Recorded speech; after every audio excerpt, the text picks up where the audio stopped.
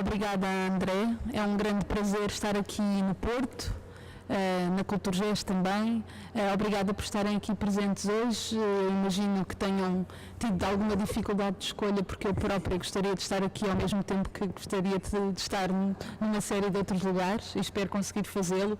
Não tenho tantas oportunidades de viajar ao Porto e de poder perceber e de poder ver a dinâmica do que está aqui a acontecer e que é bastante interessante. Estão-me a ouvir bem? Puxo mais para mim. Portanto, como o André e o Juan disseram, portanto, eu fui convidada para participar neste programa chamado Proximidade e Aproximação, e o repto e a provocação era exatamente essa, ou seja, escolher alguém, trazer comigo aqui alguém com quem eu tivesse exatamente alguma proximidade ou aproximação.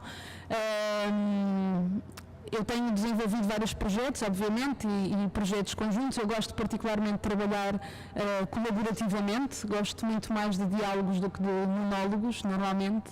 Tenho algumas dificuldades em lidar com, por exemplo, eu faço bastante investigação académica e é um dos lados do meu trabalho no qual eu tenho mais dificuldade em seguir um foco individual e normalmente temos a banda a entrar agora. Vamos talvez deixar passar.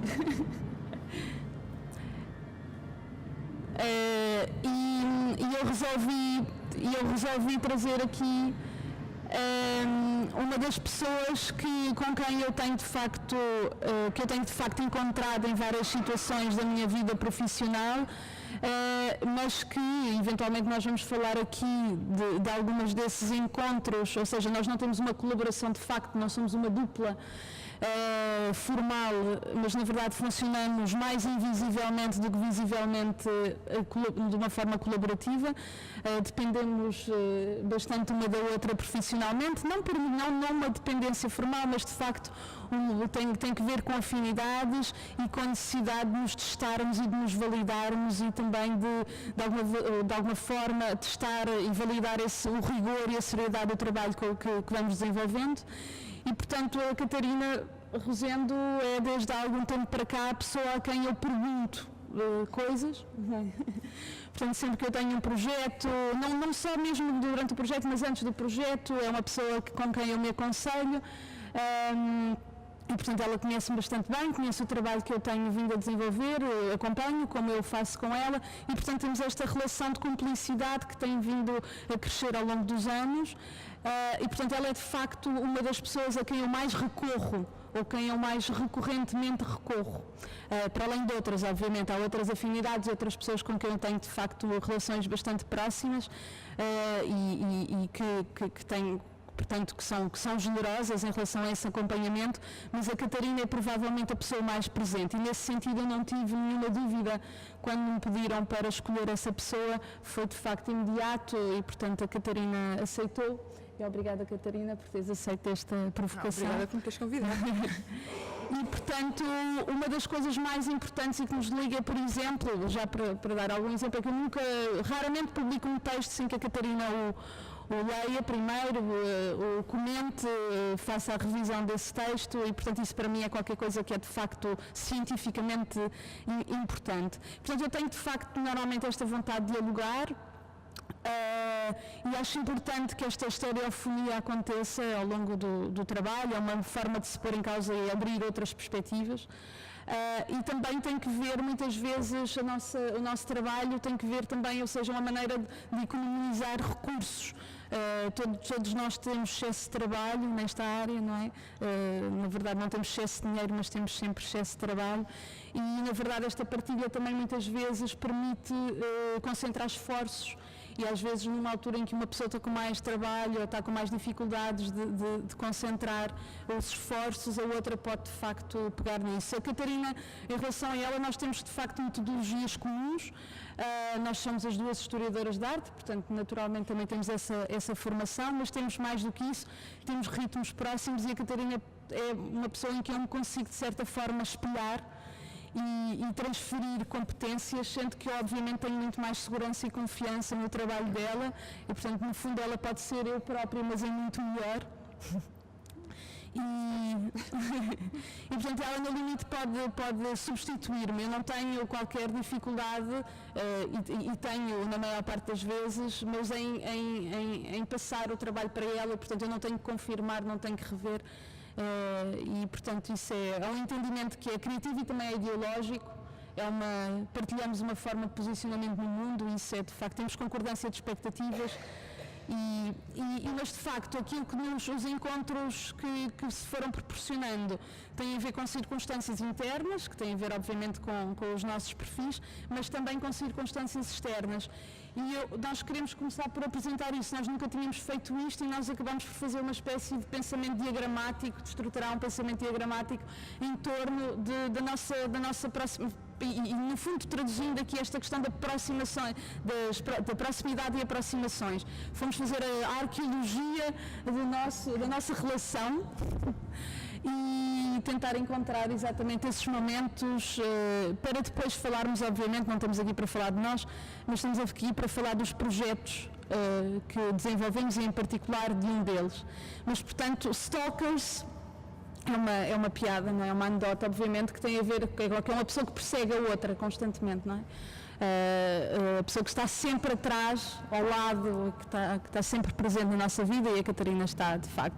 E, portanto, é isso. Os percursos são inicialmente paralelos. A Catarina é mais velha do que eu e nós tínhamos um caminho paralelo e que se cruzaram por acaso e que foram sendo intencionalmente provocados, tangencializados. E, portanto, como nós dissemos aqui no texto, são encontros que geraram empatias, que geraram conversas, que geraram cumplicidades, que geraram colaborações e que geraram projetos. E, portanto, para fazer essa arqueologia, portanto, eu conheci a Catarina na Casa da Cerca. Foi dito que ela trabalhou a fazer exposições como responsável por exposições e catálogos. A Casa da Cerca, ela trabalhou na Casa da Cerca entre 95 e 2006. Não sei se queres. Sim, posso falar um bocadinho disso. Eu queria só juntar algumas coisas. Bem, em primeiro lugar, obrigado ao André e ao Juan por terem esta iniciativa, por terem convidado a Lígia, que me convidou a mim. Obrigada por estarem aqui. Queria só acrescentar 2 ou 3 coisas ao que a Lígia disse, porque o que ela referiu é de facto real. A situação é essa, como ela explicou.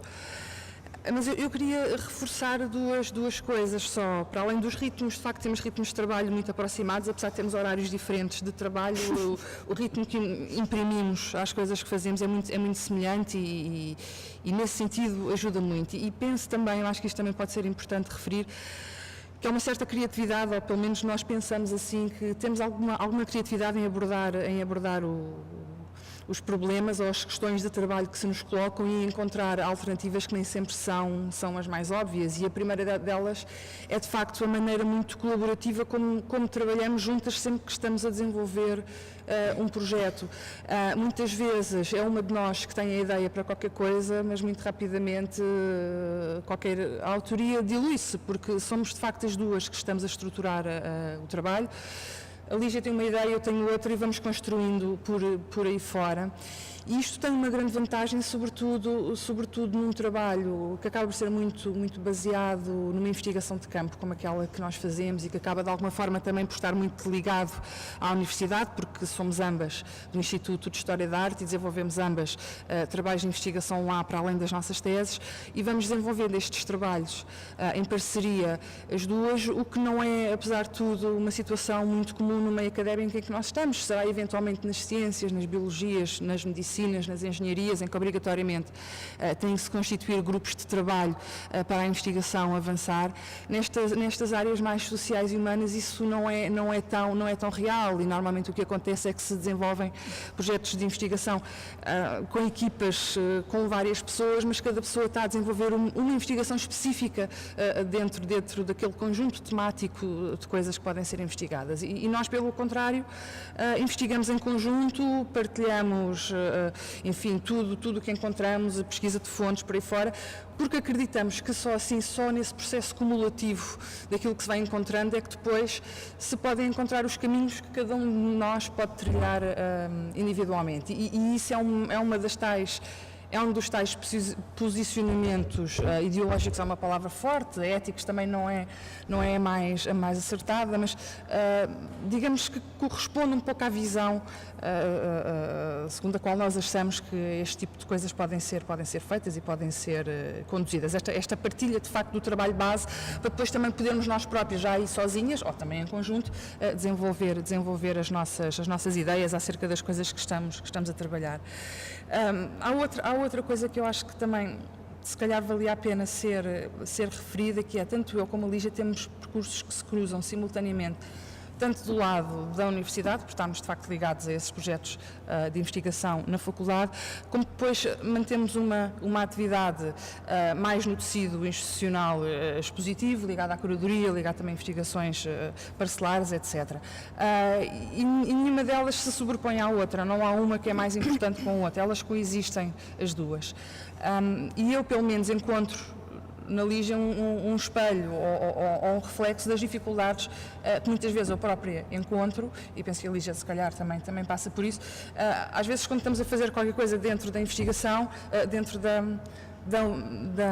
da universidade, o facto de desenvolvermos uma atividade que é paralela e que é concomitante e que não é nem mais nem menos que a outra,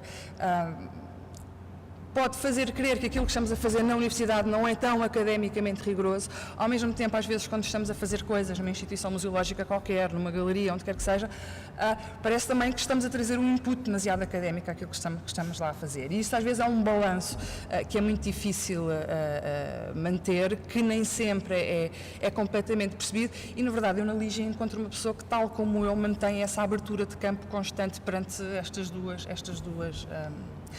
dimensões.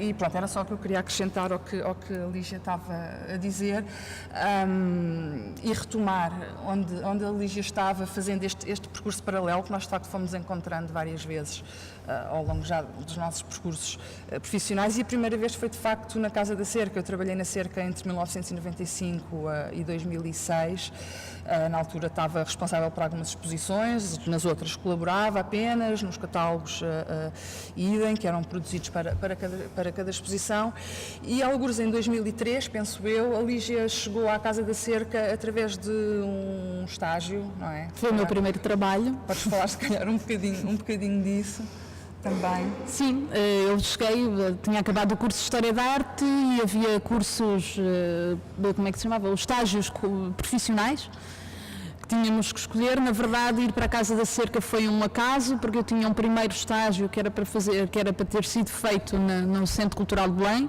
e depois aquilo não correu bem, ainda bem que não correu bem, porque encontrei a Catarina na Casa da Cerca, e fui para lá fazer um estágio num projeto sobre arte pública no Concelho de Almada. Portanto, uma exposição era uma exposição e catálogo que envolvia alguma pesquisa. Eu não fui sozinha, fui com outros dois colegas, e acabei por ficar ligada, de alguma forma ligada à Casa da Cerca, mas sobretudo ao Rogério Ribeiro, que na altura já não dirigia a Casa da Cerca, mas que estava sobretudo muito focado, mas que continuava a ser uma figura tutelar na Casa da Cerca em Almada, desculpem, mas ele estava muito ligado ao projeto do Museu do Neorrealismo, que na altura ainda não existia. Portanto, ele fazia parte da comissão instaladora do Museu do Neorrealismo, e na altura ele convidou-me para fazer parte de um projeto de investigação e de exposição que se chamava Um Tempo e um Lugar, 10 exposições gerais de artes plásticas, e portanto foi uma exposição programática, no fundo, que inaugurou aquilo que havia de ser os problemas e as questões sobrelevadas pelo próprio Museu do Neorrealismo, quer dizer, era a inauguração do novo Museu do Neorrealismo. Ele já existia, mas num outro formato e num outro espaço não, e portanto esta era a exposição programática. Eu fui assistente de curadoria do Rogério, e esta exposição foi de facto o primeiro projeto expositivo de folgo no qual eu participei. Entretanto, a partir daí eu também nós ganhámos, eu e o Rogério Ribeiro, criámos de facto também uma afinidade, uma relação muito, muito intensa de trabalho, e eu acabei por ficar responsável pelo inventário da obra dele a partir de 2006, para o qual constituímos uma equipa que eu coordenei, e portanto até ao falecimento dele e todas as todas as coisas que isso implicou.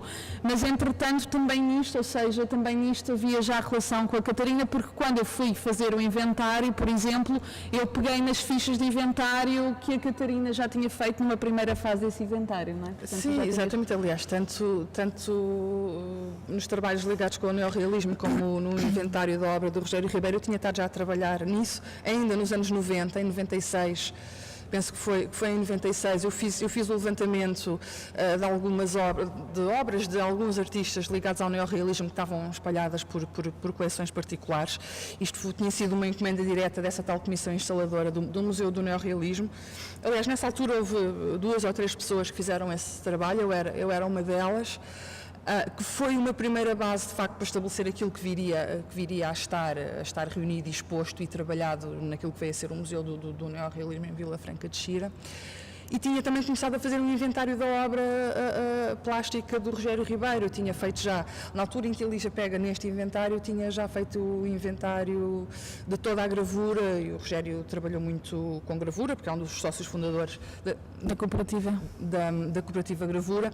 Tinha já feito um inventário da gravura toda, tinha feito um inventário de todo o desenho que estava numa casa que ele tinha habitado, que na altura já não vivia lá, e havia já alguma coisa feita quando a Lígia pegou nisto. Portanto, é curioso porque a Lígia pega nisto também, é mais um dos cruzamentos que se verificam, dos primeiros que se verificam, não é? É estarmos a trabalhar também em coisas comuns, se bem que em tempos diferentes. E depois, em 2006, vem uma proposta pelo Instituto Camões, através da Lígia. Sim, quer dizer, através da Sandra Jürgens, estava a coordenar na altura uma base online sobre arte contemporânea para o Instituto Camões, daquelas coisas maravilhosas, com orçamentos maravilhosos e que depois nunca são publicados. E era um projeto de fogo. A Sandra convidou-me, na altura eu comecei a trabalhar com ela aqui, mas ao mesmo tempo também na Arte Capital, mas já lá vamos. E de facto eu estava a escrever uma série de textos sobre ensaios, eram textos ensaísticos, eram leituras de fundo de percursos de vários artistas. Foi uma coisa que nos demorou, quer dizer, eu só fiz aquilo durante praticamente 6 meses, escrevi bastantes textos, e foi um trabalho de facto muito fogo e concentrou muitas pessoas, e na altura faltava-nos mais gente para trabalhar naquela base de dados, que depois foi substituída, eu penso, quando ela era suposto ficar online, eu acho que foi na mesma altura que o Alexandre Melo acabou por publicar aquele livro de arte e artistas em Portugal, e depois o Instituto Camões resolveu substituir esta base de dados que já estava feita, estes textos que já estavam feitos, já tinham sido pagos, por esses textos do livro do Alexandre Melo, e portanto eles hoje estão online, não têm autoria determinada, portanto são textos genéricos que ninguém sabe quem assina, e portanto na altura eu recomendei à Sandra, porque nos faltava de facto recursos humanos e de qualidade, e eu já conhecia de facto os textos da Catarina, e eu tenho alguma dificuldade, mas eu não acho que toda a escrita que se publica é rigorosa e séria. De facto eu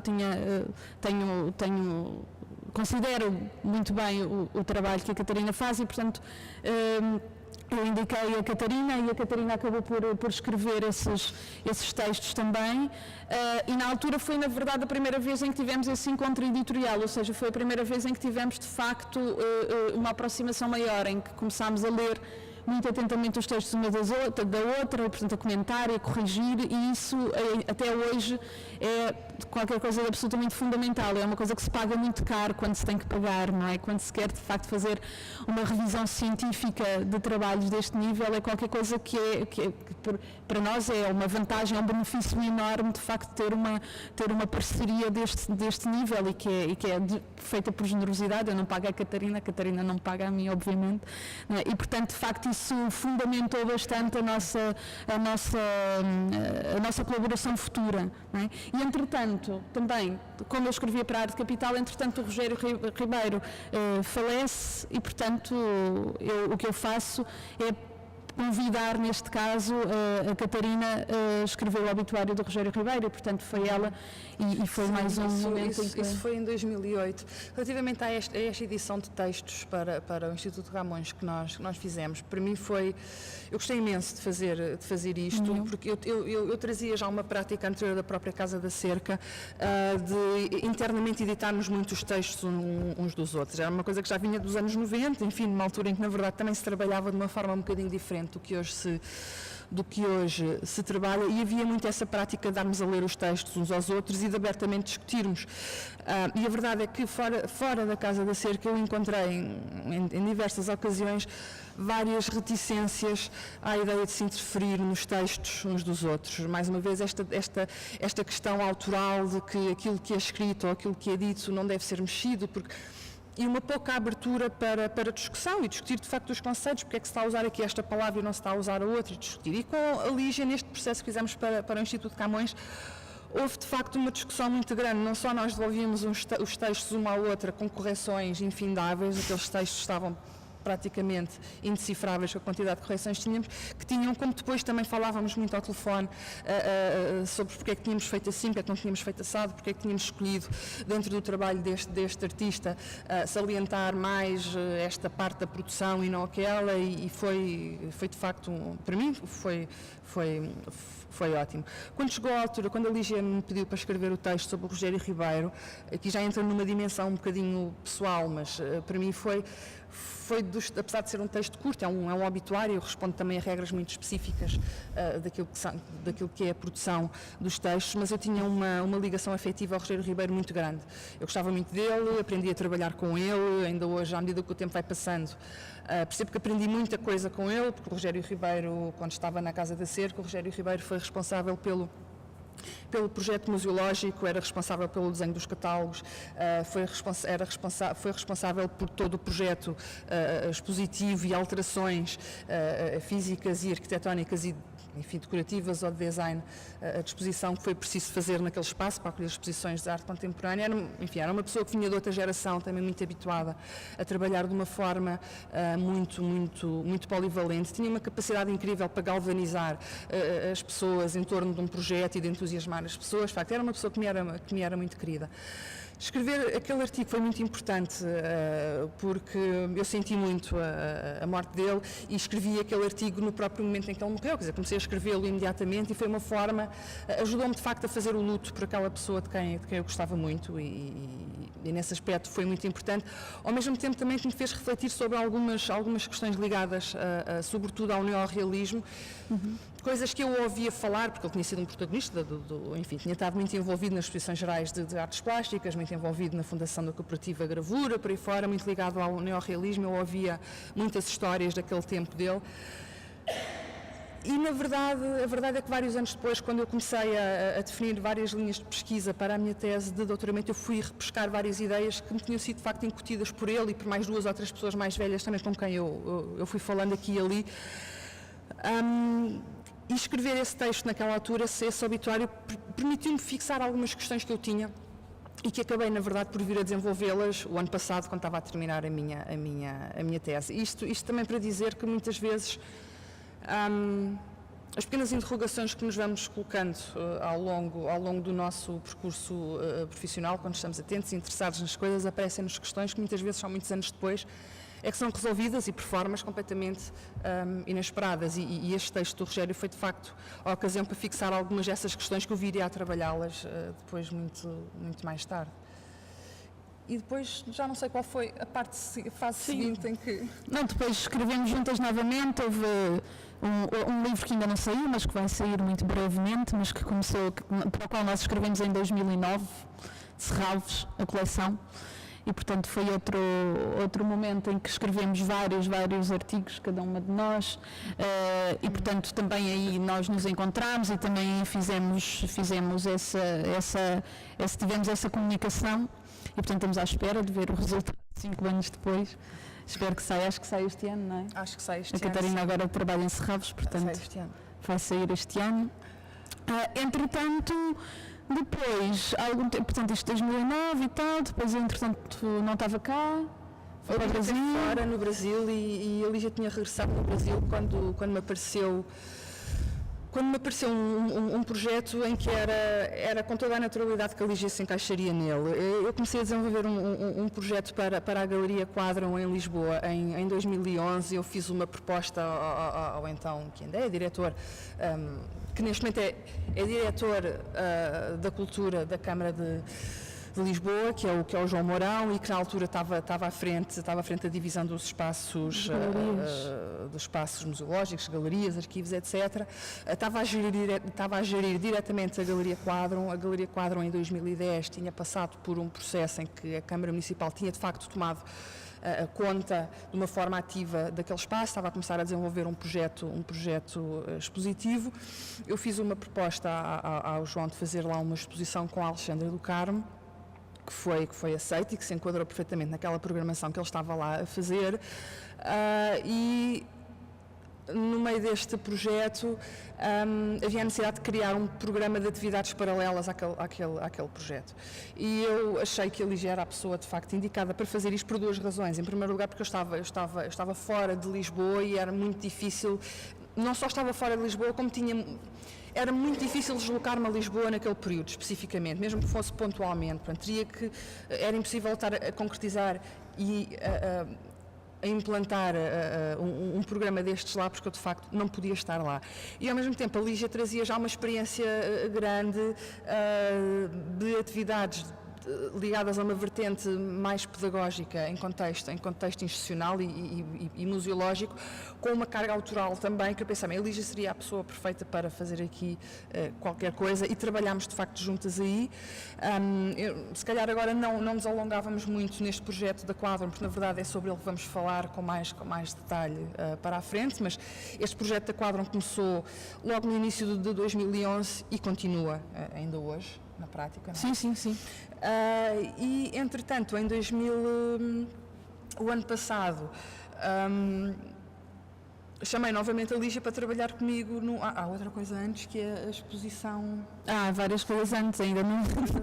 mas pequenos pontos de contacto, não é? Não chegam a ser projetos comuns, mas na verdade em 2012 estamos as duas a fazer aliás, em 2011 estamos as duas a desenvolver projetos expositivos para o Centro de Arte Moderna da Gulbenkian, em Lisboa, já na direção da Isabel Carlos. Portanto, ela convidou-nos às duas para apresentar umas exposições monográficas de artistas, no meu caso o Jorge Varanda, um artista falecido já na época, no caso da Catarina, do Carlos Nogueira, e portanto, era um projeto que eu já trazia de antes.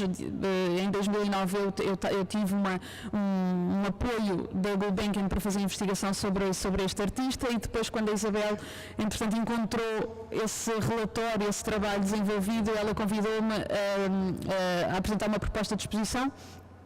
E, portanto, durante esse ano de 2011, na verdade, as duas estávamos a trabalhar na mesma instituição e, portanto, estávamos também a partilhar não só portanto, os desenvolvimentos das nossas pesquisas, como também, obviamente, questões institucionais que havia que lidar com, não é? E havia questões que se colocavam e estávamos ali as duas a trabalhar em simultâneo. Portanto, a minha exposição inaugurou em maio, a dela inaugurou em setembro, a exposição da Catarina era uma exposição maior. Mas na verdade trabalhámos muito proximamente também nessa altura e acabámos por nos encontrar várias vezes em Lisboa para discutir cada uma das exposições. E depois, entretanto, quase na mesma altura, eu estava a fazer este projeto no Laboratório de Curadoria, em Guimarães, que teve um programa imenso, variedíssimo, com vários convidados, que estão aqui, vários participantes, e a Catarina foi uma das pessoas que participou num dos eventos, num dos momentos em que nós discutimos questões associadas exatamente à edição e curadoria, e a Isabel também participou nesse mesmo painel. E, portanto, a Catarina fez uma apresentação neste contexto. Depois, com muita pena minha, a Catarina declina o meu convite para apresentar um texto para o livro do Laboratório de Curadoria, e, portanto, porque ela não quisesse, mas porque efetivamente estava com muito trabalho e com falta de disponibilidade emocional para o fazer também. Mas, portanto, é o nosso projeto, é o nosso momento falhado aqui neste paralelismo. Mas, entretanto, a Catarina volta-me a convidar, mas isso, quer dizer, ela convida-me já para um outro projeto editorial, nós temos 2 projetos, estamos a chegar ao fim desta cronologia, mas neste momento nós temos 2 projetos em que colaboramos, pelos quais somos responsáveis, portanto este do quadro que já vem de trás e um outro que é a revista Marte. Cartaz? Está aí o cartaz, exatamente, está no prelo, está quase pronta, é de facto um projeto muito importante para mim, eu acho que para a Catarina também. É das últimas coisas que me deu de facto muita energia, que me trouxe muita satisfação. O projeto da revista Marte, a revista Marte é uma revista dirigida por alunos da Faculdade de Belas Artes da Universidade de Lisboa. E, portanto, é uma revista deles, é uma revista que é pensada, produzida, dirigida, coordenada, quer dizer, estruturada por eles e, portanto, o que acontece é supostamente uma revista anual, mas ela não tem saído com uma periodicidade anual, porque exatamente toda a energia, toda a dinâmica que convoca, todo o esforço que implica, sendo que são alunos e, portanto, têm trabalhos, têm muitas coisas para fazer e o que é suposto que ela tem saído agora com uma ela sai mais ou menos de 2 em 2 anos, tem saído de 2 em 2 anos e, portanto, são os alunos que se candidatam junto da Associação de Estudantes e que dizem onde nós queremos, neste grupo que se autoconstituiu, pretende assumir a revista Marte e é uma revista temática, portanto, a cada edição ela é subordinada a um determinado tema que é escolhido pelos alunos, que por sua vez escolhem um coordenador editorial externo, ou seja, alguém que não necessariamente um especialista, mas alguém que tem um percurso profissional que faz sentido dentro dessa lógica temática. Normalmente eles são até aconselhados pelo coordenador editorial anterior a escolher essa pessoa e portanto, esta revista eles reuniram-se, portanto, e convidaram a Catarina Rosendo a trabalhar nesse projeto. Sim, foi, e havia é um projeto que é muito interessante para os alunos, sobretudo porque tem esta componente também de captação de fundos, porque a revista não tem apoio rigorosamente nenhum, nem da Universidade, nem da Associação de Estudantes, por isso a cada número, a cada edição, tem que se estruturar todos os conteúdos e tem que se estruturar também todo o financiamento que vai suportar a revista e, idealmente, ainda deixar um pequeno fundo de maneio de incentivo para a próxima equipa que virá produzir o próximo número. É um projeto que, de facto, eu penso que ele está bem estruturado de raiz, porque apesar de ter esta estrutura muito fluida, permite de facto que a cada ano que apareça um conjunto de alunos interessados em pegar na revista e fazer um novo número, ela de facto acontece.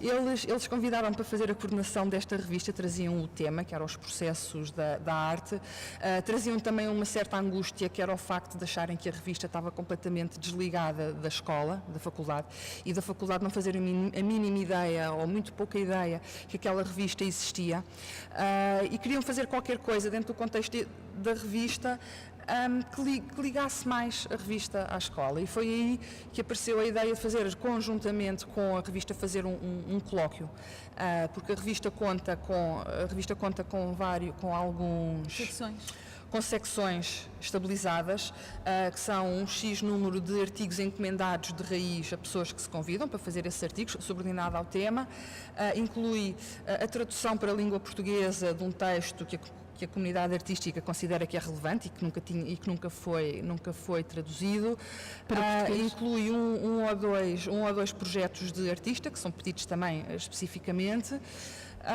Inclui uma entrevista que é sempre conduzida pelos alunos também. Normalmente os alunos escolhem um artista com quem gostariam de conversar e fazem essa entrevista. Portanto, a revista tem, digamos, as suas secções estão mais ou menos definidas, pois a partir daqui há sempre elasticidade para incluir mais ou menos artigos, um ou mais projetos de artista, a recuperar às vezes algumas secções que tiveram só num ou noutro número e que não voltaram a acontecer, que foi o que fizemos desta vez também, e desta vez achámos que podíamos fazer um colóquio também em que os artigos que são que são escritos para a revista contam também com uma apresentação pública. Quisemos fazer esse colóquio, naturalmente, no auditório da Faculdade das Artes de Lisboa. Foi um processo que demorou vários meses até percebermos que era impossível realizarmos lá o colóquio, porque não houve de facto abertura, por parte da escola, houve uma série de entraves burocráticos à realização daquele colóquio e acabámos por encontrar o Museu do Chiado como parceiro que de facto acolheu esta iniciativa, e o colóquio vai ter lugar no dia 6. Na próxima semana. Se estiverem em Lisboa. A Lígia entra neste projeto por várias razões. Porque a uma dada altura eu senti necessidade de ter mais uma pessoa comigo a fazer a coordenação desta revista, porque a Lígia trazia já muita experiência acumulada, uma experiência editorial acumulada por causa do trabalho que fez no laboratório de curadoria em Guimarães, e porque era a pessoa que estava em Lisboa e que eu não podia estar para estar com a equipa e poder reunir-se com ela e irem tomando, enfim, decisões ao longo do tempo para esta coisa se concretizar. Mais uma vez, neste projeto, apesar de ter sido eu que comecei com ele, a partir do momento em que a Lígia entra nele, a autoria passa a ser absolutamente partilhada, passa a haver indistinção de quem é que é responsável pelo quê, e volta a haver esta situação que a Lígia bem referiu no início, que é de facto uma confiança muito grande no trabalho uma da outra, ao ponto de poder de facto haver momentos em que uma de nós está mais ausente e que a outra toma decisões, e essas decisões pouco ou nada irão ser questionadas pela outra porque estão bem tomadas. Há de facto esse princípio base que funciona muitíssimo bem. E eu acho que agora, se calhar... Sim, é isso. Eu espero que vocês possam ir ao colóquio. É de facto, eu acho uma coisa importante, o que aconteceu foi também neste espaço em que a Catarina estava a contar estes problemas de entendimento e de compreensão da universidade de uma proposta deste tipo, não é? Ou seja, do esforço que os alunos fazem para levar à frente um projeto com esta dimensão. Eu não sei se vocês conhecem a revista Marte, mas ela de facto tem sido de facto uma revista com bastante qualidade, e é uma revista de fogo. A nossa revista vai ter 160 páginas de ensaios inéditos e de traduções inéditas também de textos. É toda feita voluntariamente, ou seja, nenhuma das pessoas que dá o texto é paga, nós não somos pagos. Nós até agora gastámos, eu vou-vos dizer, 70 euros, a revista está praticamente finalizada e vai ser impressa. Arranjámos parceiros nestas condições de crise medonha e com o medo todo que a coisa não pudesse andar, mas de facto encontramos no Museu do Chiado, mas também na Câmara de Lisboa, que vai ser a nossa parceira fundamental e que vai, por exemplo, vai facilitar a impressão da revista. Obviamente que não é a mesma coisa que imprimir na Maia de Ouro, mas ela vai sair, é uma revista a preto e branco, mas o que interessa de facto são os conteúdos. Eles foram todos a preto e branco, essa era a condição dos artistas, por exemplo, produzirem os projetos artísticos, portanto, obviamente que eles adotaram esse constrangimento como uma premissa, e portanto, e também a Antalis oferecendo-nos parte do papel, ideias com peso, imprimiu-nos os cartazes na Riso, e portanto nós conseguimos reunir estas forças todas e a revista vai sair. Não sabemos exatamente quando, porque depende da disponibilidade da imprensa, da gráfica. Portanto, o projeto vai entrar daqui a 15 dias e depois, quando eles tiverem possibilidade, eles imprimem. Portanto, nós não sabemos exatamente se é em setembro, se é em outubro, não sabemos, mas é quando ela sair, ela estará pronta e será distribuída. E portanto, e também dizer que, na verdade, com este delay todo, não é? Com esta falta com esta dificuldade que se teve de encontrar apoio, nomeadamente na Associação de Estudantes, que recebe, obviamente, dinheiro com base no facto de ter uma revista a ser produzida ali, mas isto aconteceu que os alunos também ficaram, ou seja, o grupo inicial era muito maior, e entretanto ficaram dois, ao qual nós tivemos que juntar uma terceira, porque os designers tinham desaparecido, os outros artistas também. Portanto, nós temos dois artistas, que é o Igor Jesus e a Rita Ferreira, e a designer, que é a Sara Brito, e portanto algumas edições da Marte tiveram um corpo de trabalho de 15 alunos, e nós estamos a trabalhar com 3, e são os melhores do mundo, claro, e portanto a revista, eu realmente acredito muito neste projeto e espero que vocês possam ir ao colóquio e que tenham a oportunidade também de ter a revista convosco e de eventualmente até contribuir para a continuação deste projeto. E pronto, basicamente este é um dos projetos que nós temos agora em curso, ele vai acabar, entretanto há de haver, esperamos nós, outra equipa que pegue no projeto. Mas entretanto, um projeto que não tem esse prazo, não é? Essa finalização, é o projeto A Quadrum, que começou antes e que está agora em curso. E, portanto, isto aqui só para vos dizer, isto é uma piada, isto é a estruturação da nossa conversa ao telefone. Enquanto nós estávamos a preparar esta conversa, eu ia anotando as coisas que nos unem e a tentar fazer um diagrama destes encontros, que depois aqui escrevi um bocadinho mais organizado, mas basicamente este é o tipo de associação que nós conseguimos desenhar das nossas colaborações, não é? Portanto, passamos para o projeto A Quadrum. Eu vou falar agora um bocadinho aqui do projeto. Porque achamos que é um projeto que é importante ser falado e falado. Nós temos o projeto da Quadrum porque é um projeto de grande folgo que está em curso já há cerca de 3 anos. Também porque queríamos vir aqui mostrar-vos um exemplo de como trabalhamos juntas através do próprio trabalho e não tanto falando menos de nós e falando mais dos resultados, do que é que temos conseguido com esta espécie de parceria produtiva que temos mantido ao longo dos anos. O projeto da Galeria Quadrum tem várias vertentes. Ele começou, como eu há bocadinho tinha dito, em 2011, com a tal exposição da Alexandra do Carmo, que eu em 2011 também comissariei para a Quadrum. Quando eu pensei na Galeria Quadrum e pensei na Alexandra do Carmo, achei que era uma combinação. Pessoalmente achei que era uma combinação que fazia todo o sentido, porque a mim pessoalmente, enquanto curadora, o que me interessava na Galeria Quadrum era toda a história, todo o peso da história que aquela galeria tinha, por ter sido, enfim, uma galeria muito ativa nos anos 70, fundamental na divulgação dos experimentalismos em Portugal, várias fotografias que ao longo das décadas foram aparecendo em catálogos de exposição aqui e ali que mostravam performances na Quadrum, mostravam coisas a acontecer na Quadrum, etc. A Quadrum é uma galeria que mais ou menos toda a gente conhece, mas que ao mesmo tempo estava um bocadinho obscurecida naquilo que se podia conhecer dela, porque não existia um arquivo. Eu tinha trabalhado na Galeria Quadrum no final dos anos 90, numa altura em que o António Cerveira Pinto está na Galeria Quadrum a tentar uma revitalização daquele espaço. Eu trabalhei lá durante, sei lá, cerca de 4 ou 6 meses, mais ou menos. Na altura organizei uma parte ínfima daquele espólio, fiz uma cronologia expositiva do que é que tinha acontecido realmente naquele espaço entre 1973, foi quando a galeria abriu, e sensivelmente 1995, que é quando a Dulce deixa de estar, quando a Dulce Dairo, a antiga proprietária, deixa de estar de facto ligada àquele espaço. Está aqui publicámos agora esta cronologia expositiva que não havia em lado nenhum, portanto sabia-se de algumas exposições que lá tinha havido, mas não sabia exatamente tudo o que lá se tinha passado. E este meu interesse pela Galeria Quadrum, quando eu pensei na Alexandra do Carmo, pensei no tipo de trabalho que a Alexandra desenvolve, eu achei que seria interessante a Alexandra desenvolver alguma coisa para ali. Eu faço só um pequeno parênteses dizendo que na atividade curatorial que tenho, que nem é tão intensa assim, mas na atividade curatorial que tenho, eu tenho sempre por norma não influir minimamente naquilo que os artistas podem ou não podem fazer. Acho que o curador, o papel que tem é criar as condições para dar a ver alguma coisa.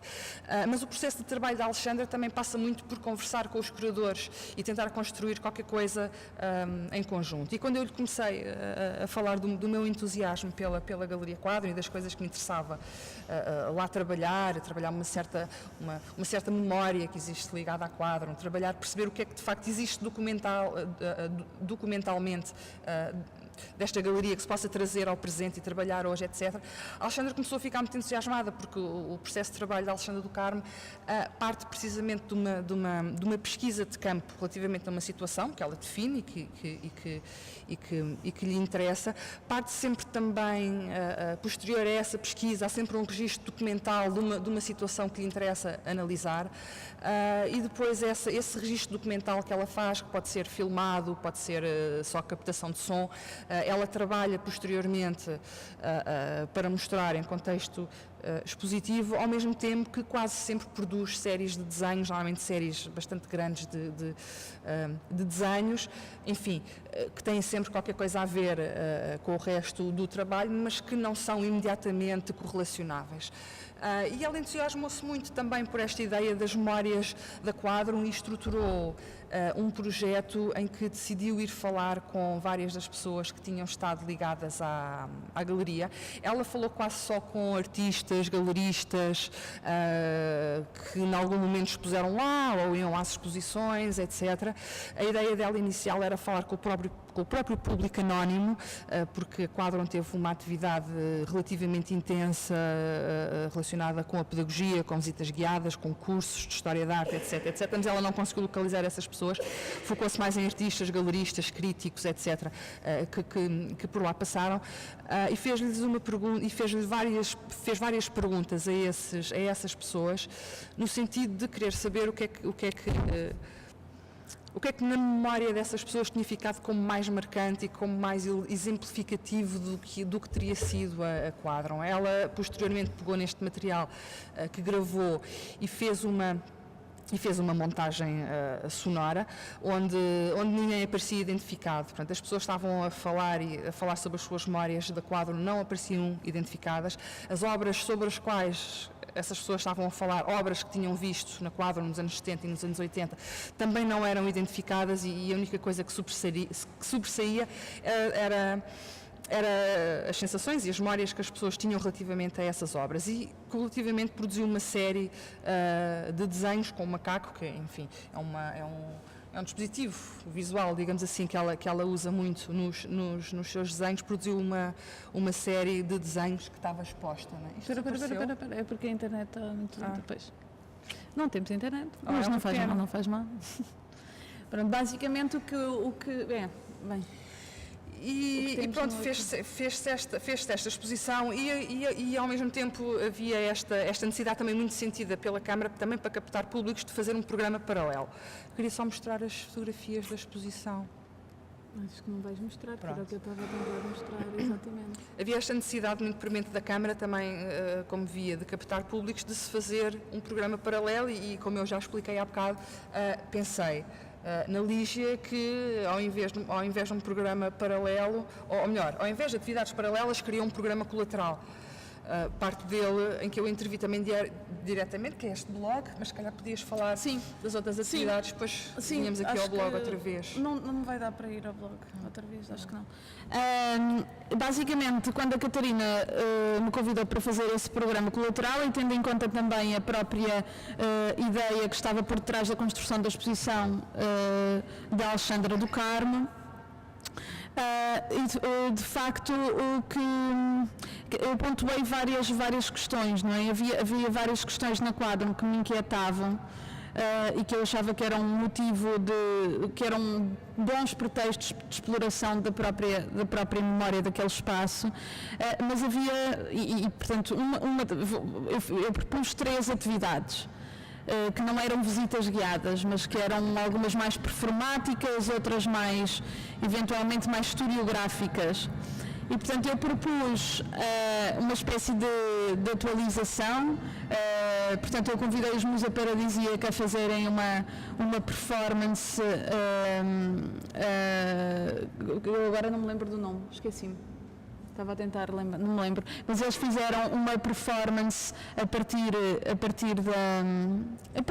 destes conteúdos que nós estávamos a trabalhar e desta possibilidade de fazer uma arqueologia da Quadrum sem um arquivo de facto, porque de facto, quando nós estávamos na Quadrum e naquele momento, e aquilo que a Alexandra estava a tentar fazer era constituir um corpo de arquivo, no fundo, um arquivo oral, não é, para perceber o que era a Quadrum, mas não havia de facto conhecimento sobre onde é que estava o arquivo da Quadrum. Portanto, tinha desaparecido nesses conflitos, portanto, entre a Câmara, os herdeiros da Dulce, o Cerveira Pinto, não se sabia o que é que tinha acontecido, tinha havido ali uma negligência bastante forte de vários lados e, portanto, não se sabia onde é que havia arquivo. E, portanto, o que eu propus à Catarina foi, uma das coisas, para além dessa performance dos Musa, de atualização dessa via conversacional, foi, por exemplo, também, e nós vamos falar a seguir disso, da questão do espaço, porque o espaço da Galeria Quadro foi inicialmente construído como uma cantina, e portanto era uma cantina que servia de suporte e de apoio aos ateliês, portanto os artistas que ali iriam trabalhar podiam... Aquele espaço seria exatamente a cantina e, portanto, ela foi reconfigurada logo em 73, a Quadro foi construída em 71, mas logo em 73 esse espaço foi reconfigurado para servir de galeria, mas ele foi pensado efetivamente para ser uma cantina e, portanto, o que eu propus era que aquele espaço fosse pela primeira vez uma cantina e, portanto, foi isso que se organizou, todos os artistas, muitos artistas, não todos obviamente, mas muitos artistas, muitas pessoas de fora trouxeram comida e fizemos um grande almoço e foi pela primeira vez aquele espaço foi uma cantina, isto obviamente para lembrar que as questões espaciais da galeria condicionaram obviamente muito também a questão da prática experimental daquele espaço, não era uma galeria em 71 era um espaço completamente transparente e portanto sem paredes interiores, foi construído de facto uns dispositivos modulares, mas ela tinha de facto esta abertura, era um espaço vazado e portanto que terá obviamente condicionado também esses experimentalismos, mas sobretudo e o grande projeto deste programa colateral era fazer o arquivo, ou seja, não há arquivo, não podemos estudar a Quadro. Não podemos ficar por aí, não podemos continuar a mitificar uma presença e uma importância de algo que não conhecemos e, portanto, o que nós decidimos foi, ok, então se não há arquivo a gente faz um. Não é? Se ele não existe, que teria que existir e mais tarde foi encontrado e, portanto, nós hoje estamos a trabalhar esse arquivo que existe, mas na altura não havia. Portanto, então vamos fazer um. E, portanto, o que nós começámos a fazer foi criar este arquivo, o quadro, um arquivo paralelo e, portanto, nós elencámos a partir desta lista que era então inédita de exposições e das pessoas que nós sabíamos que tinham sido próximas daquele espaço e disparámos centenas e centenas de e-mails.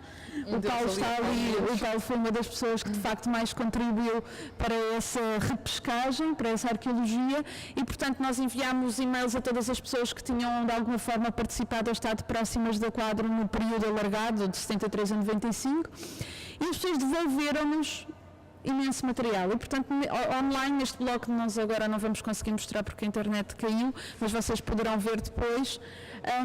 Como? Já está? Nós também podemos mostrar, porque nós temos algumas... Mas o que nós fizemos foi exatamente, já, em vez de constituir um arquivo interno da Quadro, com o material... Já está? Ok. Foi construir o arquivo de fora para dentro, portanto nós colocámos online todas as imagens, todos os documentos, sobretudo fotografias que as pessoas nos enviaram e organizámos por exposição, por ano e portanto estão aqui centenas de imagens, a maior parte delas inéditas, portanto nunca tinham sido publicadas. Eu vou-vos mostrar só algumas. Nós criámos este blog Quadro, um arquivo paralelo. Fomos nós. Acolhe toda esta pesquisa de imagens que foi feita, mas que acolhe também todos os vários momentos associados, quer a exposição da Alexandra do Carmo, quer o programa colateral. Mas eu acho que o mais relevante realmente é a parte desta recolha fotográfica. Temos a tal lista de exposições que está aqui, que vocês há bocado já tiveram a oportunidade, enfim, de vislumbrar. Na parte direita do ecrã está um link para todas as imagens que nós conseguimos reunir até à data. Isto foi uma coisa que foi feita naquela altura em 2011. Nós atualizamos. Não voltámos a atualizar. Ele vai ser atualizado agora à medida que o projeto da Quadro avançar, vai ser atualizado também, porque ainda há muitas pessoas com quem nos falta falar ou que na altura não deram uma resposta imediatamente rápida e não foi possível incorporar aqui os materiais, mas há aqui várias coisas, vou mostrar. Por exemplo, relativamente há esta fotografia que a fotografia de cima é muito conhecida porque tem aparecido publicada em vários sítios, que é a equipa que produziu a exposição depois do modernismo. Esta fotografia foi feita justamente em frente à Galeria Quadro, pelo simples facto, penso eu, que o Luís Serpa na altura era uma das pessoas que tinha um dos ateliês que funciona nos pisos de cima. Para quem não conhece a Quadro está instalada num piso térreo e os 2 a 3 pisos acima cima são ateliês municipais que são atribuídos a artistas já há muito tempo, e na altura o Luís Serpa tinha aqui um ateliê e com certeza que havia aqui muitas reuniões. A fotografia de cima é muito conhecida, que já apareceu em vários sítios, a de baixo não é tanto, nós obtivemos-la no arquivo do Julião Sarmento, penso eu, enfim, é só outra visão do mesmo momento. Há aqui várias imagens que também são mais ou menos conhecidas, como estas imagens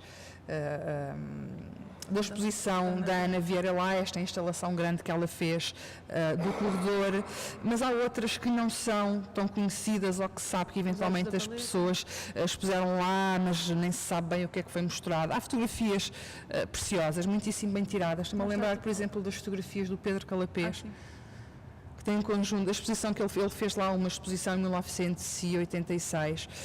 Eu não sei se todos sabem, mas o Pedro Calapés inicialmente fazia muita fotografia de cena e nos primeiros anos, antes de se dedicar completamente ao desenho e à pintura e enfim, às artes visuais, ele fotografava muito. Esta exposição é fotografada por ele e acho que foi um contributo muito interessante que ele trouxe, porque mostra este espaço de uma forma muito ampla e muito despojada, ao contrário de outras exposições que estão aqui em que o espaço está muito mais ocupado. Eu não quero passar as imagens todas, nem muito rapidamente, nem nada, para também poderem ter algum tempo para ver as coisas com alguma calma. Temos aqui, por exemplo, dos Ases da Paleta, está mais em cima.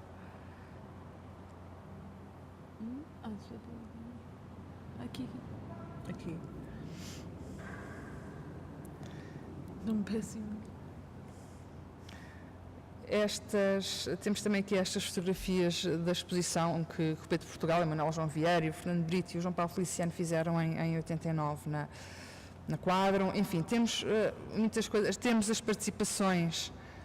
Temos uma participação numa feira, fotografias de participações em feiras, porque a Dulce D'Agro levou muitas vezes os seus artistas a feiras internacionais.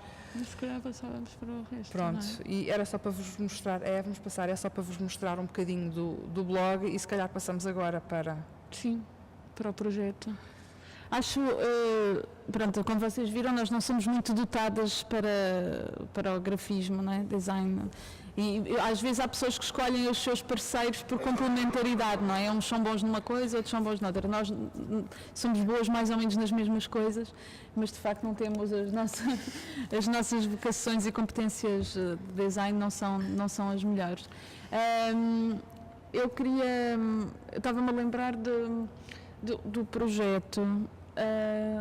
Vais passar agora...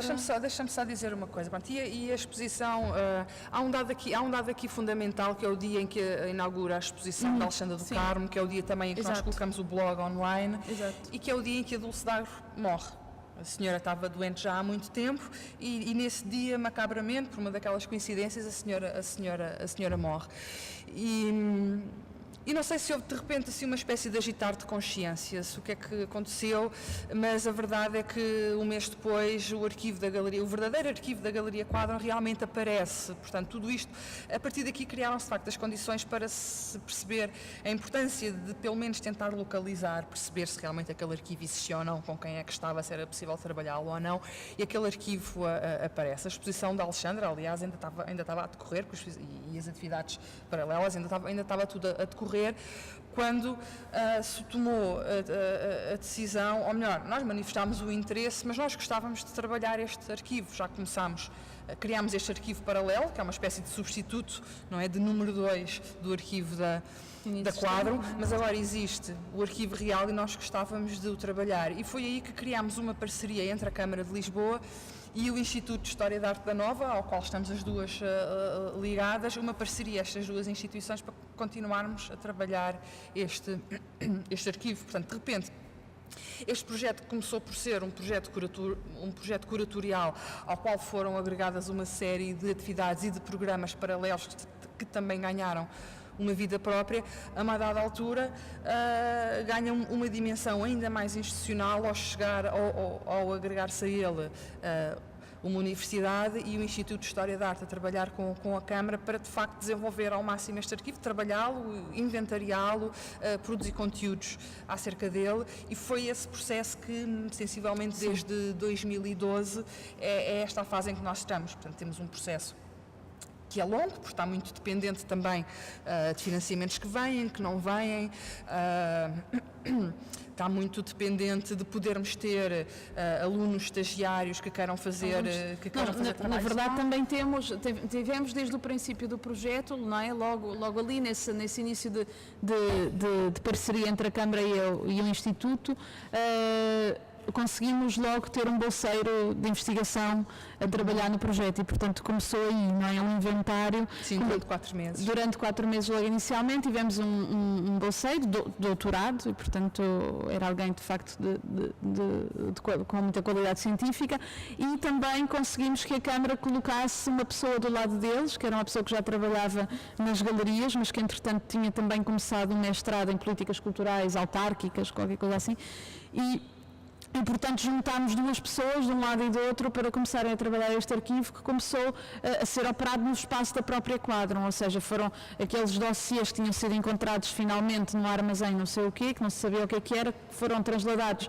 para a Quadron e começaram a ser abertos e começou-se a perceber o que é que eles tinham lá dentro, com este apoio, de facto, do Instituto, com meios bastante precários, mas também, e estes investigadores apoiados por estagiários que começaram a chegar. Entretanto, o projeto tem tido vários desenvolvimentos, optámos por uma base de dados, agora ela está com problemas, portanto, há sempre estas interrupções. Agora estamos à espera que o informático resolva problemas, mas o projeto foi avançando e, portanto, nós queríamos falar um pouquinho do que é que, não é? Sim, e este projeto tem 1 ou 2 aspectos que estão muito claros desde o início.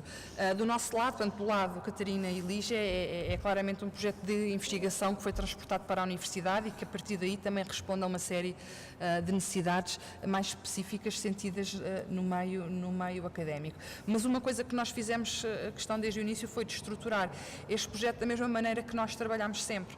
Ou seja, a nossa ideia sempre, e isto é uma questão que é sempre discutida com todas as pessoas novas que vêm trabalhar, mesmo que temporalmente, mesmo que durante um período de tempo específico para este projeto, é que estamos todos a trabalhar neste projeto, estamos todos a trabalhar e a trazer contributos para aqui, seja no tratamento da informação, seja nas ideias novas que o tratamento dessa informação nos espoleta acerca daquilo que foi a Galeria Quadron. Estamos todos a trabalhar em coro, portanto, e todo o trabalho que fazemos reverte de facto para uma plataforma. Nós queremos colocar isto online, portanto, a ideia é este arquivo ser digitalizado na íntegra e ser colocado online nas partes mais significativas, de modo a tornar isto acessível aos investigadores, aos curiosos, a quem quer que seja, de modo a dar uma existência física a isto, de forma a quem pretenda consultar em maior profundidade coisas que não estejam acessíveis online,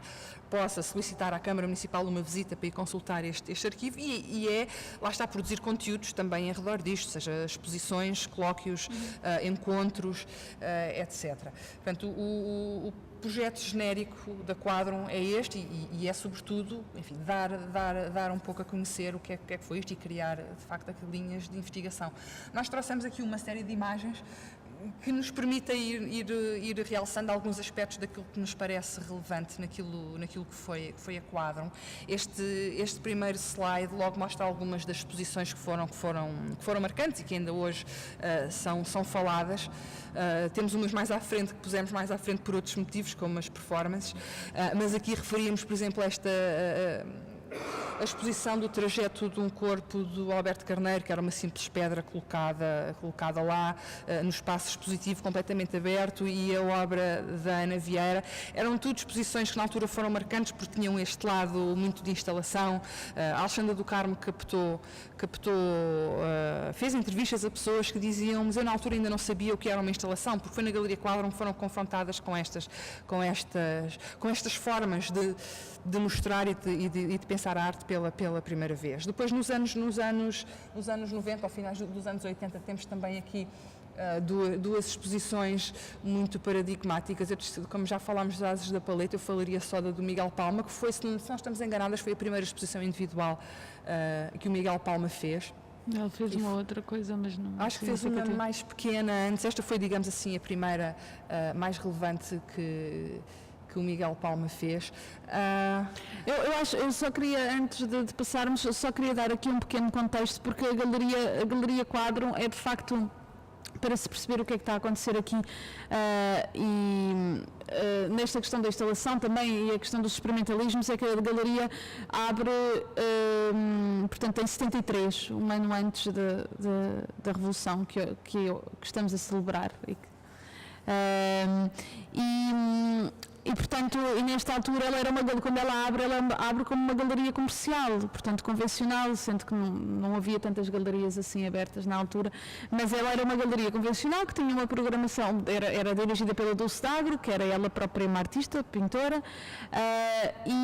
e portanto ela tinha sobretudo uma direção programática que tinha a ver com pintura internacional, com pintura comercial, relativamente vendável. Tinha eventualmente um ou dois artistas mais interessantes, mas esse era o projeto. E quando de facto explode a Revolução, não é? O que acontece é que não faz mais sentido continuar a seguir com aquele projeto da forma como ele tinha sido originalmente pensado, portanto não havia quem comprasse. Portanto, a Dulce, porque era artista, porque era uma amadora de arte, porque tinha efetivamente uma vontade muito grande de se ligar aos artistas e de compreender as motivações e de participar de uma forma muito emocionada dessas conquistas e daquilo que ia surgindo, o que ela percebeu foi que de facto o que ela tinha que fazer era deixar o espaço aberto à interferência e àquilo que teria que acontecer. E, portanto, de facto, ele foi tornado esse espaço de experimentação não por uma decisão programática, ou seja, ele não foi criado com esse sentido, mas foi por uma circunstância histórica e que teve obviamente que ver também com a capacidade monetária que a própria Dulce tinha em continuar a alimentar uma programação artística sem, obviamente, durante os primeiros tempos, nenhum retorno comercial. E, portanto, no fundo, ela tornou-se uma parceira dessas pessoas e, sobretudo, a Galeria Quadro é muito importante, não só porque abriu esse espaço,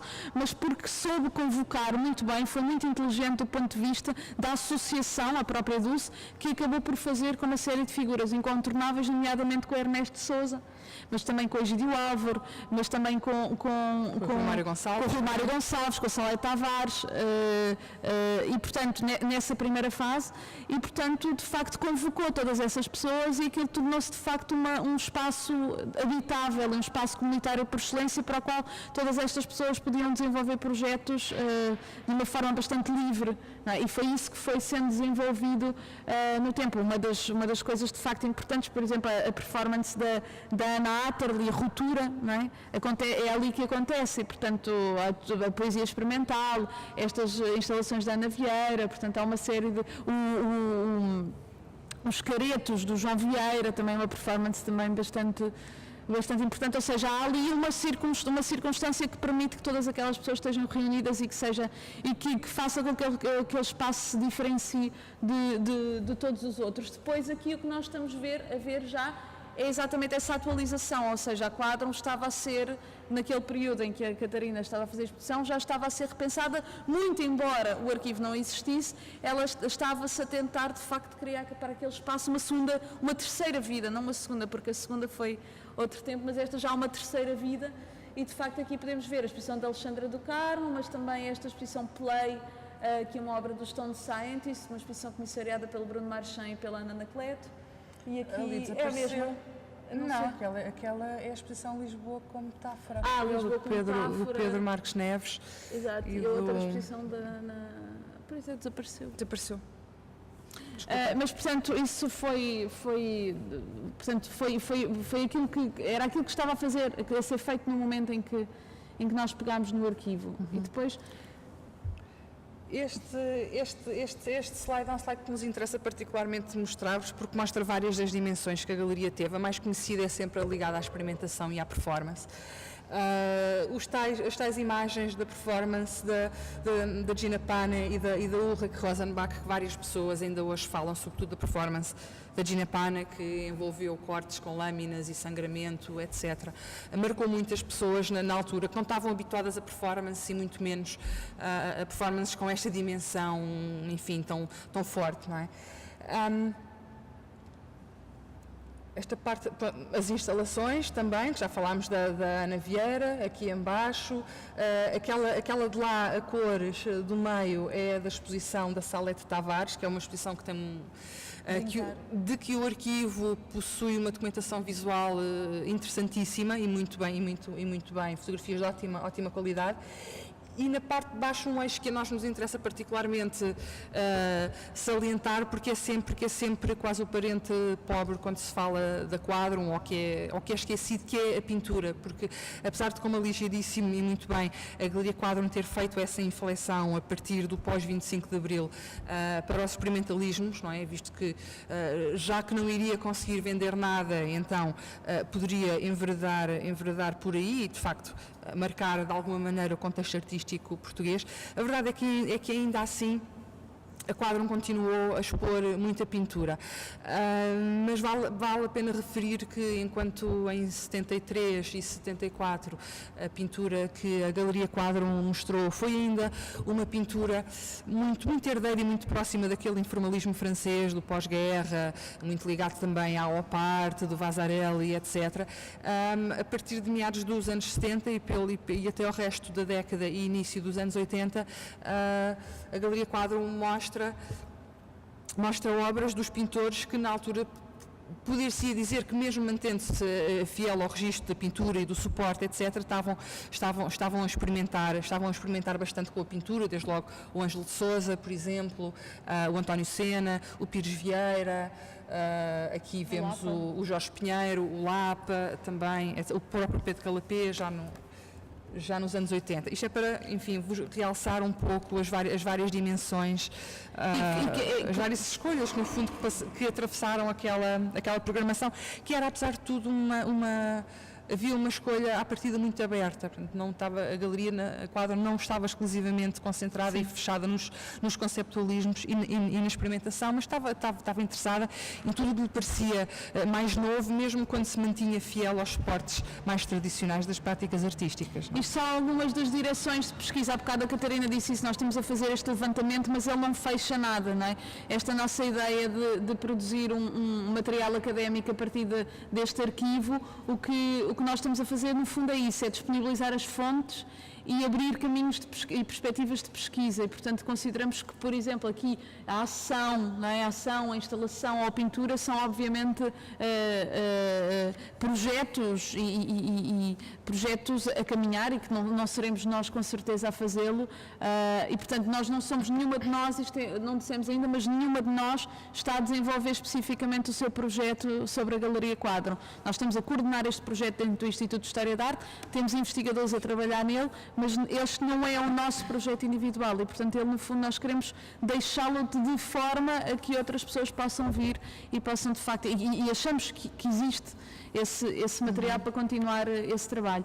Depois aqui, já falámos da questão espacial, não é? Portanto, consideramos que, efetivamente, uma das questões, que o próprio espaço, a própria arquitetura de espaço condicionou, interferiu nessa ideia de vanguarda que estava ali a ser trabalhada, experimentada. E depois, uma das outras coisas uma das outras direções de pesquisa é também a questão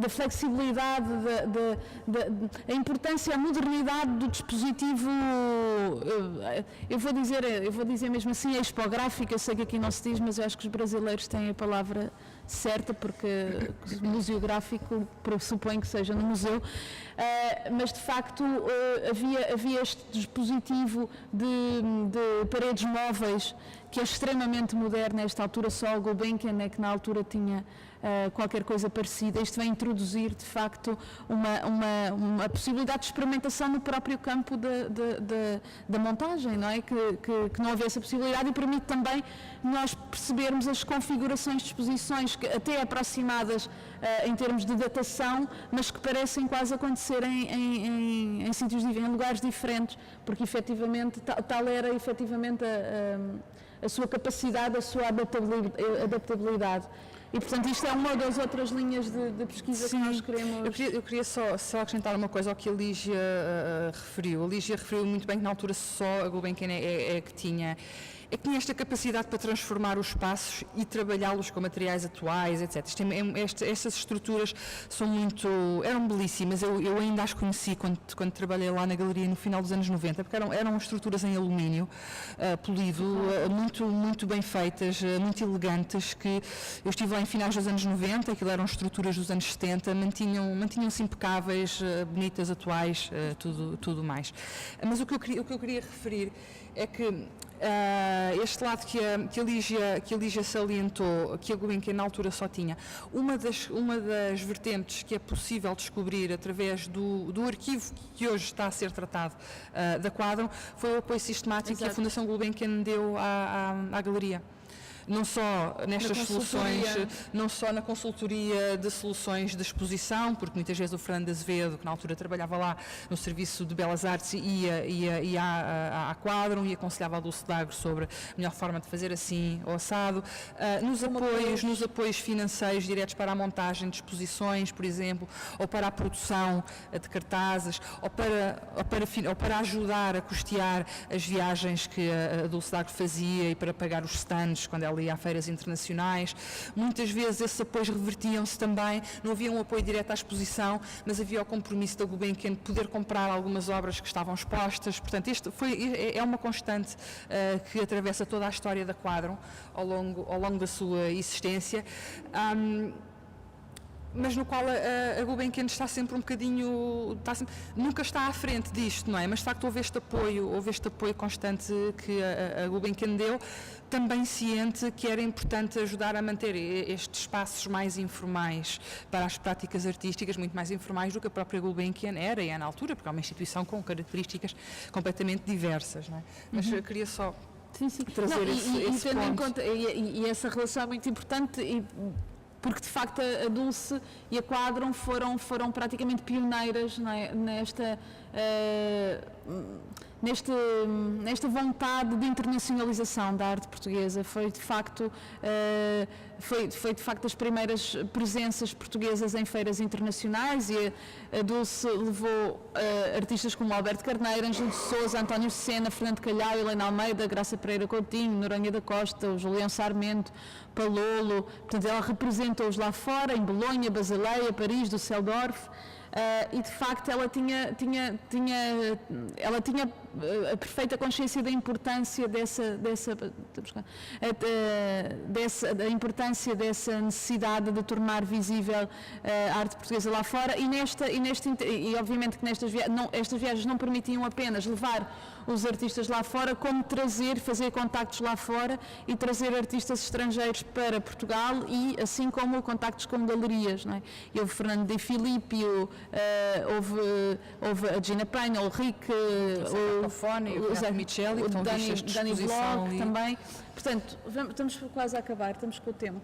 E sim, outra atividade importantíssima na Quadron e aí completamente pioneira é de facto a importância das atividades pedagógicas, e aqui estamos a ver atividades com crianças, mas não só. O Rui Mário Gonçalves e a Salete Tavares fizeram cursos de iniciação à arte moderna, e portanto havia de facto uma consistência dessa prática, e havia de facto uma comunidade agregada ao espaço da Quadron que vivia e habitava aquele espaço constantemente. E, portanto, ela tem, de facto, ali há o Ângelo de Sousa a fazer uma atividade pedagógica, E, portanto, todo este espaço estava animado, havia ateliês de todo o tipo e, portanto, era de facto um espaço revolucionário. Estas atividades eram muito importantes mesmo para aquele bairro, para o bairro dos Corucheus, porque eram feitas com as escolas, eram feitas com as crianças da vizinhança, muitas vezes eram com as crianças que andavam por ali a brincar no jardim, que entravam e faziam.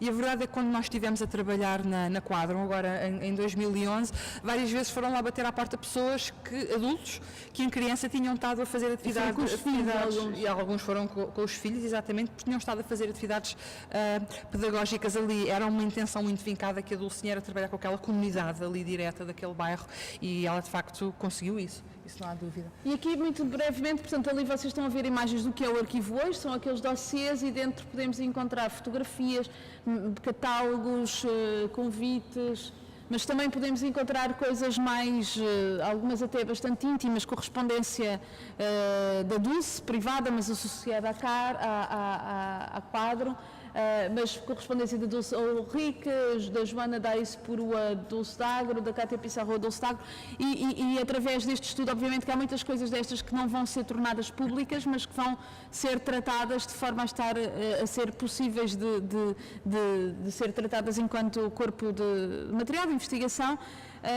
mas de facto mostra esse acerto da Dulce e o tipo de relações que ela mantinha com o exterior. E aqui temos, por exemplo, imensas, o arquivo ficou muito bem organizado, à exceção de alguns dossiês que desapareceram. E, portanto, há de facto dossiês que desapareceram cirurgicamente. Depois de ele ter aparecido, nós sabemos que há ausências cirúrgicas e é de tal forma cirúrgico o desaparecimento que nós até conseguimos perceber porque é que foi feito, não é? E, portanto, agora estamos à espera que a coisa se complete, mas temos, por exemplo, aquisições, consignações, pressários, portanto, conseguimos, obviamente, entender muitas questões de época, não é? E relacionadas com a carreira dos artistas também. Portanto, crítica da arte, muita, estava tudo absolutamente recolhido lá, à exceção deste material que falta, e, portanto, podemos ver portanto, a cobertura das feiras, mas podemos ver, por exemplo, aqui sobre a obra da Ana Vieira, que tem inclusivamente um diagrama do corredor, e este material todo está lá, está a ser trabalhado, está à espera de mais investimento, mas nós estamos a trabalhar nisto, queremos fazer um projeto da FCT, entretanto, também, e queremos expandir o projeto, mas ele está, de facto, encaminhado e vamos fazer também uma exposição na Quadron com este material. E, portanto, isso ainda não está... E em breve este material vai ficar todo disponível online para consulta.